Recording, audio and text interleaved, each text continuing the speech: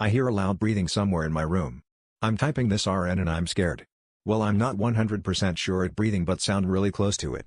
I'm laying in my with my pocket knife cause TBH I don't know what is it. But there's lots of noises outside too but sounds to human. Like yeah there's family in the house but it closes.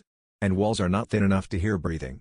So I don't know what it is but when I heard it my body got tense and I woke up. BTW at 1 o'clock when I started hearing it.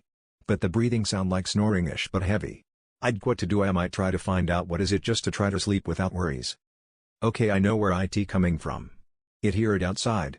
I have a balcony and I hear it out there. I'm about to go to my mom room to sleep with her to feel safe and go to bed cause I got school tomorrow. I will try to update if any news.